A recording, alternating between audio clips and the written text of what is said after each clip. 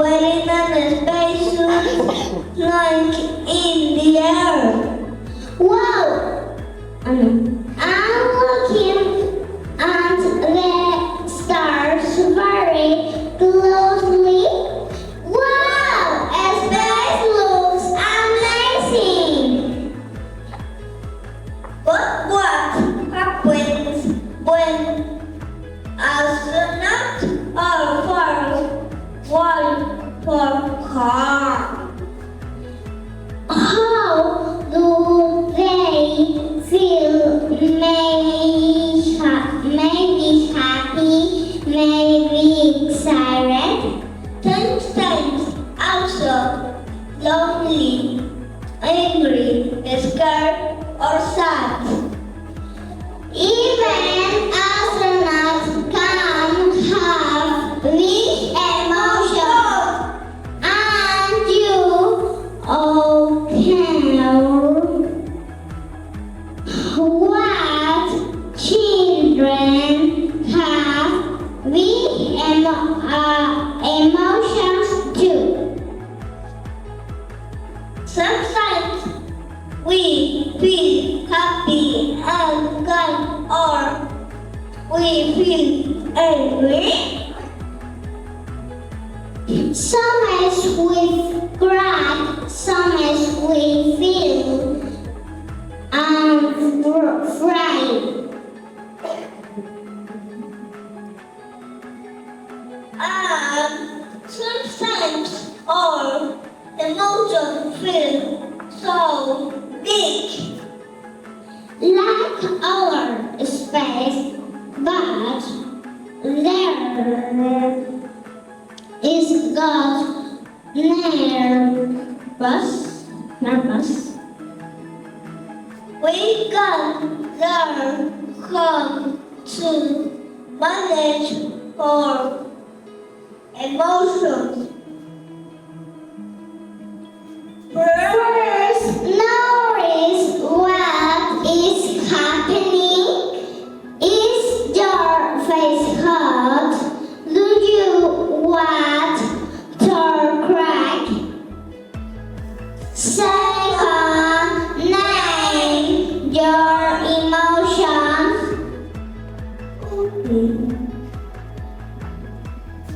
Maybe you feel sad or angry.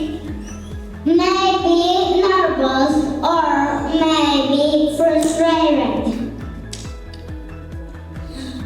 Third, think about what can help you feel better.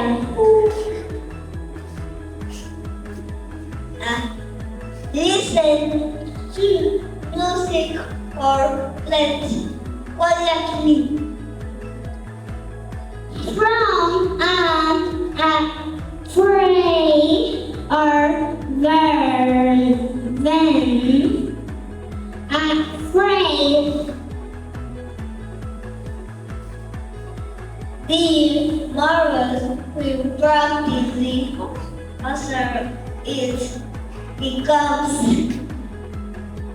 cool, like our astronaut learn how to travel.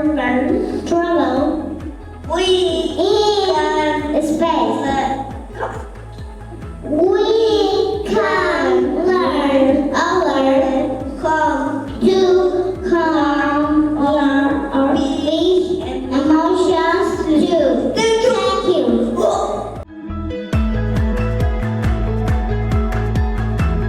Hello everyone. Imagine you traveling far away from air. Imagine being in space for a long time without seeing your family. How will you feel? Maybe sad, nervous or lonely. Astronauts feel excited when they see the stars, the moon and air from space. Sometimes astronauts miss their family at home. They miss food, miss to play, and thank you face to face. space. Even astronauts need love and support. That is why living in space can be difficult. That is why emotions are very important. Astronomers that it is okay to talk about their problems. They also learn to ask for help when they need it. In space, astronauts will make important decisions.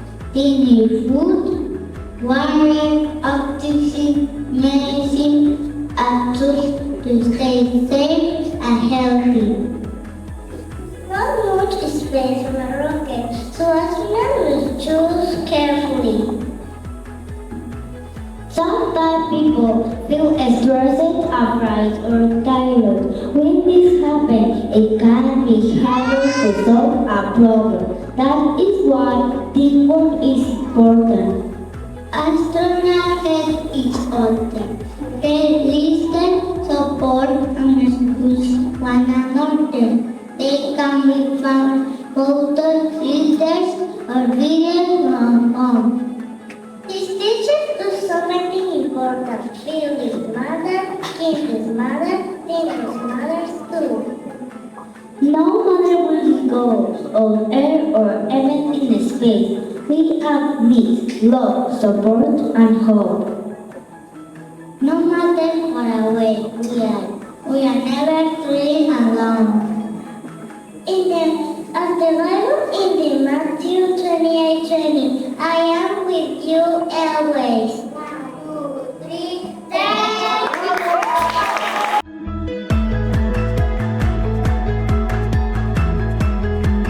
En el principio creó Dios los cielos y la tierra. Génesis 1 al 1. El espacio siempre ha sido motivo de asombro para la humanidad. Al mirar el cielo nocturno lleno de estrellas, planetas y galaxias, hace preguntarnos algo inevitable. ¿Cómo pudo surgir algo tan inmenso y tan lleno de misterio? Desde una perspectiva de fe, todo lo que existe tiene su origen en Dios. La galaxia, con su orden y grandeza, no solo es un fenómeno físico, sino también una muestra de su poder. Cada estrella y cada galaxia refleja la obra de un creador que está por encima de todo. La ciencia nos ha explicado varias partes del universo, como la formación de las estrellas o el movimiento de los planetas. Sin embargo, estas explicaciones no contradicen nuestra fe.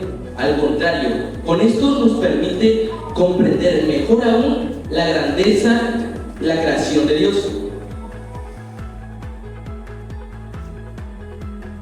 Por ejemplo, John Glenn fue un astronauta de la NASA y miembro de una iglesia cristiana. Él nos cuenta que con estas experiencias él pudo fortalecer su fe de una gran manera. Esto demuestra que la fe y la ciencia no se contradicen. Existen casos como los de Buzz Aldrin y Amanda Gunning. Ellos fueron una de las personas que cuando fueron al espacio cayeron en depresión o en los vicios y tristemente no volvieron a ser las mismas. Algunas personas pueden sentirse pequeñas ante la inmensidad de la creación de Dios, pero esa sensación se puede convertir en admiración. En lugar de ver el universo como algo frío o lejano, podemos verlo como una muestra de la creación de Dios y de su presencia. Hoy en día se están llevando a cabo los viajes espaciales. Personas comunes pueden salir de la Tierra y observarla desde fuera. Sin embargo, estas experiencias no nos alejarían de la fe. Al contrario, con esto nos permite contemplar mejor la creación de Dios y podemos tener una mejor perspectiva de nuestra fe. Igual, el universo puede ser un momento de reflexión espiritual, donde la perfección del universo fortalezca nuestra fe. En conclusión, el universo no se debe ver con un temor, sino con una admiración. Todo depende con los ojos con los que lo veamos. Si lo vemos sin fe, podemos sentir un vacío en nuestro corazón, pero si lo vemos con fe, podemos ver su misericordia y su voluntad.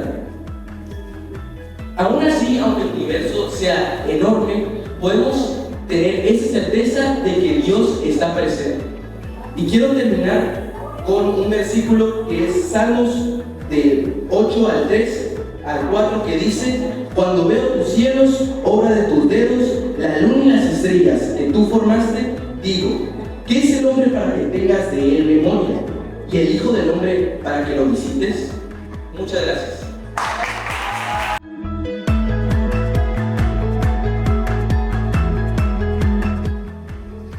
I believe our biggest issue is the same one the whole world is facing, and that's habitat destruction. Steve Irwin. As a society, we must consider whether space tourism will help us progress or serve as a distraction from critical issues like climate change, pollution, and species extinction. Technology is advancing so fast that what once seemed impossible is now becoming reality. Humans are planning trips to the moon already, and maybe one day even to other planets. Space tourism is a blessing that God gave us, and in the future it could become something extraordinary. It can help us discover new places, inspire science, and change the way we see life and our universe. It is important to know that the rockets launched into space on recent dates are leaving a troubling environmental footprint. The fusiliers emit pollutants that damage the ozone layer and contribute to global warming. With the rise of space tourism, scientists are calling for the regulation of this industry and its sustainable development. Since the historic launch of Sputnik 1 in 1957, the first artificial satellite to orbit Earth, more than 30,000 rockets have been launched into space on orbital and suborbital flights. Even knowing that there are some companies that are doing commercial flights, companies like Blue Origin, led by Jeff Bezos.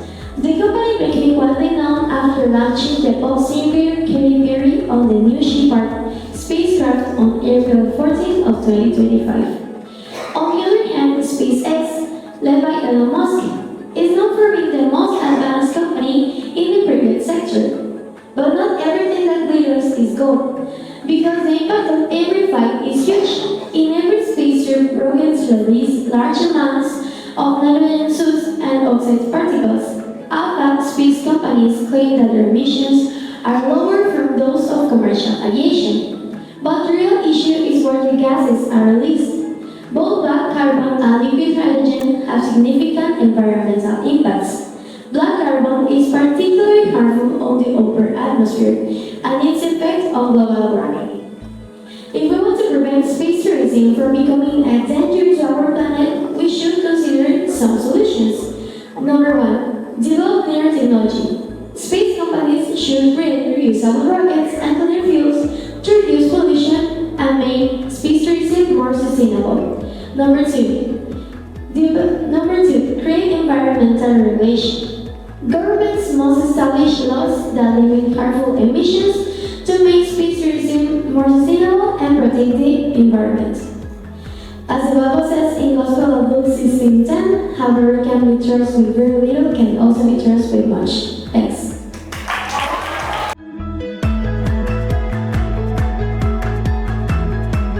Muy buenos días a todos. ¿Alguna vez has mirado las estrellas por la noche y han soñado con viajar en un cohete? Hoy en día, la ciencia y la tecnología avanzan de una forma gigante y rapidísima.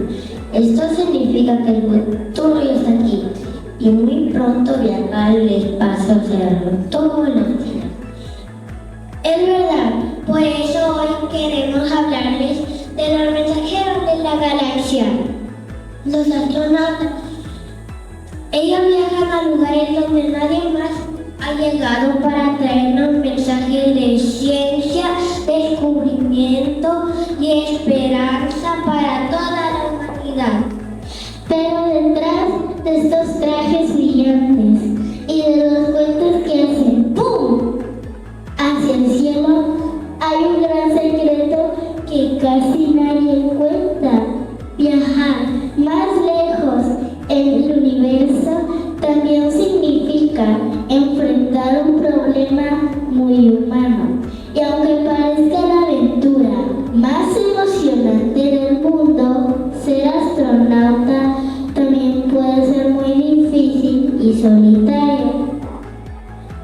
Imagínense ir durante muchos meses dentro de una nave muy pequeña, flotando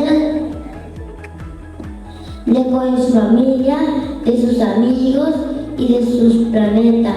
Lo más difícil de todo es la distancia. Ese aislamiento puede hacer que nuestros héroes espaciales se sientan tristes, estresados, con miedo o con mucho cansancio en su corazón. En la escuela nos han enseñado que la salud de las emociones es tan importante como la salud del cuerpo. Si una persona está triste o abrumado, no puede concentrarse bien y un pequeño error en el espacio puede hacer que la misión se vuelva muy peligrosa.